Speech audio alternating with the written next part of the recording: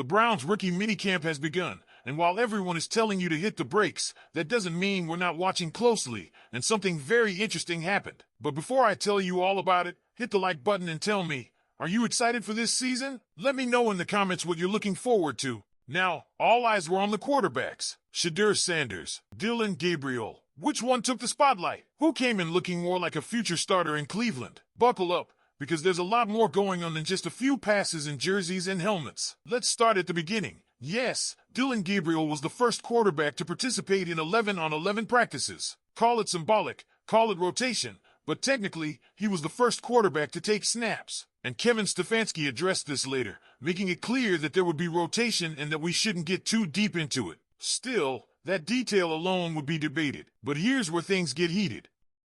Despite Gabriel's early repeats, it was Shedeur Sanders who stole the spotlight and possibly the day. Now, listen closely, because this isn't about overhyping one moment. It's about what actually unfolded on that field.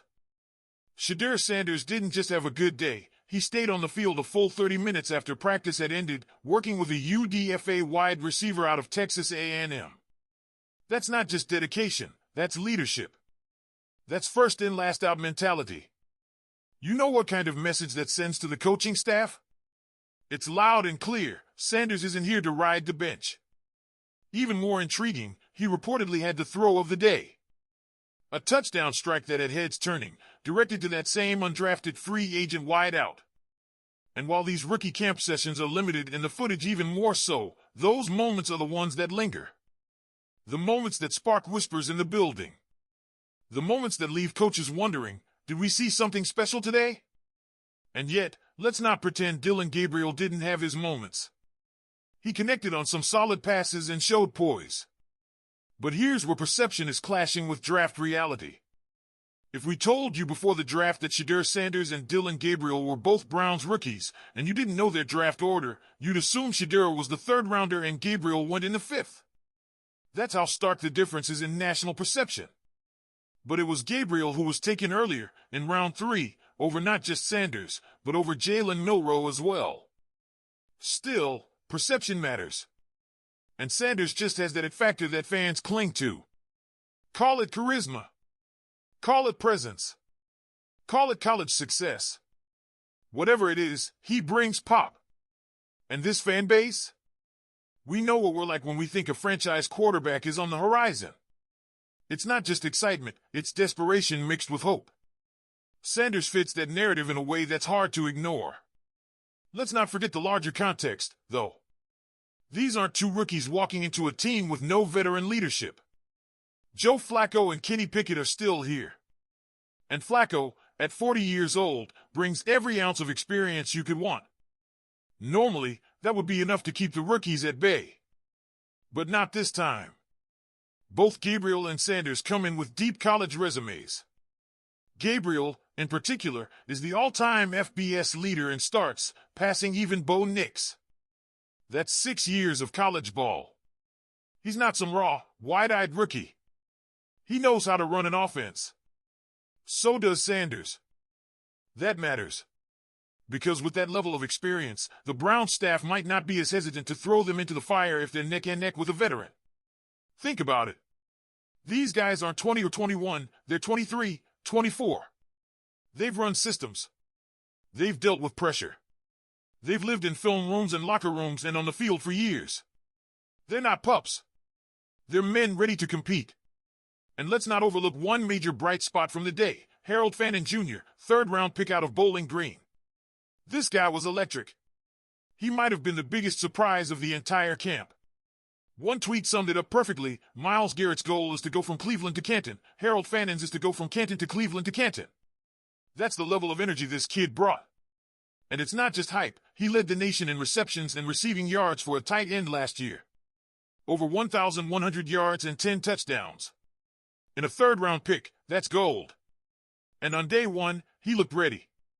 But back to the buzz, the type of buzz this team hasn't felt at rookie minicamp in years. No first-rounders. No flashy, top 10 picks. No trenches players who can't do much in helmets and shirts. This time, the excitement is real, and it's about quarterbacks. It's about leadership. It's about the future of the most important position in football. And Browns fans, let's be honest, we've been here before. We've seen flashes. We've seen names come and go. But what happens if this is the year someone truly steps into that franchise role? Could it be Sanders? Could Gabriel really win that job over time?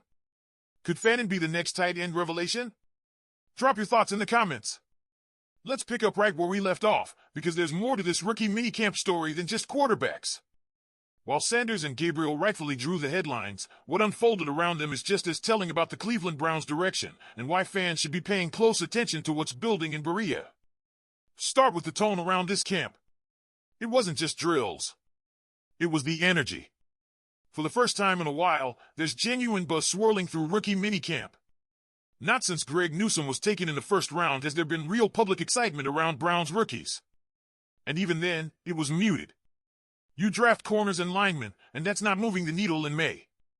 But now, with two quarterbacks that fans actually care about, who could challenge for real reps in camp, the conversation is alive again. People are talking. And that's new. It's also worth spotlighting the dynamic between the quarterbacks and the rest of the offensive talent. Two rookie running backs, Quinton Judkins and Dylan Sampson, shared the field for the first time, and already, the chemistry is forming. There was a photo of them together, 22 and 10, and it instantly triggered nostalgia.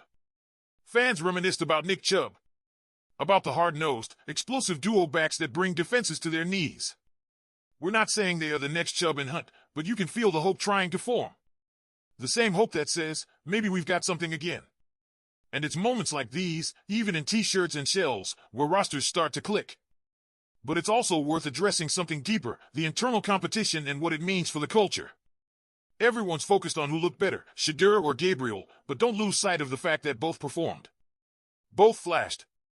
And even if Sanders came away with the better throw, and stayed late, and brought more energy, Gabriel wasn't fading. That battle alone might bring out the best in both. And the Browns, for once, are in a position to benefit from it. Not one QB prospect. Two.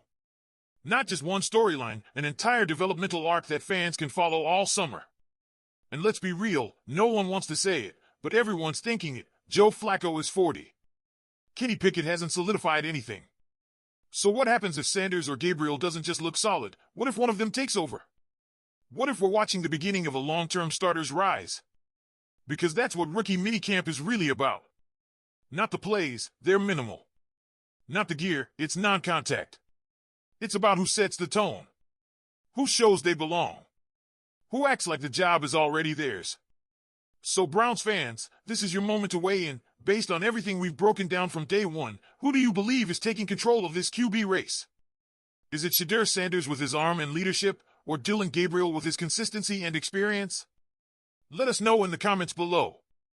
And if you love this kind of Browns deep dive, don't forget to like the video, subscribe to the channel, and turn on notifications. We've got a full summer of updates, inside stories, and exclusive takes coming your way. Let's ride this journey together. Go Browns!